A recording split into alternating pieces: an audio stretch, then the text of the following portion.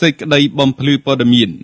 រដ្ឋបាលក្រុងកំពតមានកិត្តិយសសូមធ្វើការបំភ្លឺជូនអ្នកសារព័ត៌មាននិងសាធារណជនជុំវិញបញ្ហាដែលកំពុងមានការចាប់អារម្មណ៍និងការជជែកវែកញែកជាច្រើននៅលើបណ្ដាញសង្គម Facebook ក្រោយម្ចាស់គេហទំព័រ Facebook ឈ្មោះ Hon New បានធ្វើការបង្ហោះព័ត៌មានដែលពាក់ព័ន្ធនឹងក្បាលដីលេខ070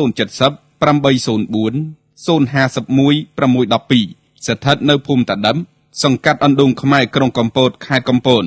មានម្ចាស់កម្មសិទ្ធិបច្ចុប្បន្នឈ្មោះគង់ទីឲ្យបានជ្រាបថាដើមឡើយដីនេះឈ្មោះកែវសាំនិងប្រពន្ធឈ្មោះទូចម៉ៃសុំត្រូវជាម្ដាយឪពុកឈ្មោះកែវវណ្ដាជាម្ចាស់ដីដើមបានលក់ទៅឲ្យឈ្មោះម៉ែនណារុងដោយបានធ្វើការទូទាត់ប្រាក់គ្រប់ចំនួនព្រមទាំងបានផ្ទេរកម្មសិទ្ធិកាន់កាប់ក្នុងឆ្នាំ2008ក្នុងឆ្នាំ2018ឈ្មោះម៉ែនណារុងបានចុះកិច្ចសន្យាលក់ផ្ដាច់ទៅឲ្យឈ្មោះម៉មខេមរិននៅថ្ងៃទី15ខែធ្នូឆ្នាំ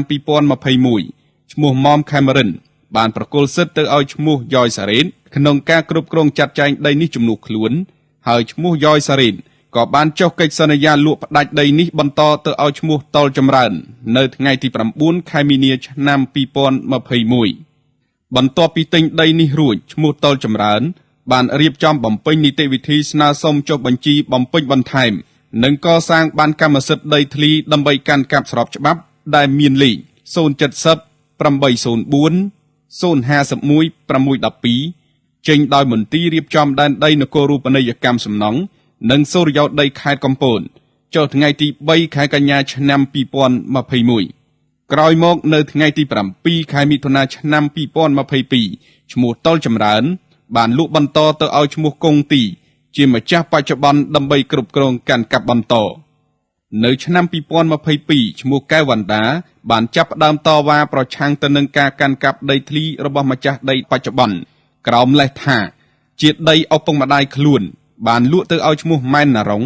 ហើយទទួលបានត្រឹមតែប្រាក់កក់ប៉ុណ្ណោះនិងធ្វើការបដិសេធមិនទទួលស្គាល់ការកាន់កាប់របស់ម្ចាស់បច្ចុប្បន្នដែលមានឯកសារត្រឹមត្រូវស្របច្បាប់ខណៈខ្លួនគាត់គ្មានសូម្បីឯកសារបញ្ជាក់ណាមួយជាមូលដ្ឋានលើទិដ្ឋភាពផ្លូវច្បាប់ព្រមទាំងបានលួចរុះរើខ្ទមចាស់របស់ម្ចាស់ដីចោលហើយសាងសង់ផ្ទះខ្ទមនៅលើដីនេះទៀតផងរដ្ឋបាលក្រុងកំពតសូមជម្រាបជូនដល់បងប្អូនអ្នកប្រើប្រាស់បណ្ដាញសង្គមនិងសាធារណជនជ្រាបថាផ្អែកតាមការស្រាវជ្រាវដីនេះធ្លាប់បានធ្វើការលក់ទិញផ្ទេរសិទ្ធិពីម្ចាស់មួយទៅម្ចាស់មួយចំនួន5ដំណរួចមកហើយរហូតមកដល់ម្ចាស់បច្ចុប្បន្ន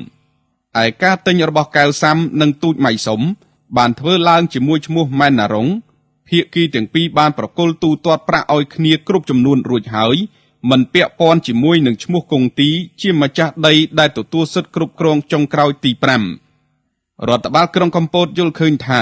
ការចុះផ្សាយរបស់គេហទំព័រ Facebook ខាងលើគឺជាការផ្សព្វផ្សាយដោយមិនបានប្រមូលព័ត៌មានគ្រប់ជ្រុងជ្រោយបង្កើតឲ្យមានការភ័ន្តច្រឡំចំពោះស្ថានភាពជាក់ស្ដែងដូច្នេះរដ្ឋបាលក្រុងកំពតសូមស្នើឲ្យម្ចាស់គេហទំព័រ Facebook ខាងលើ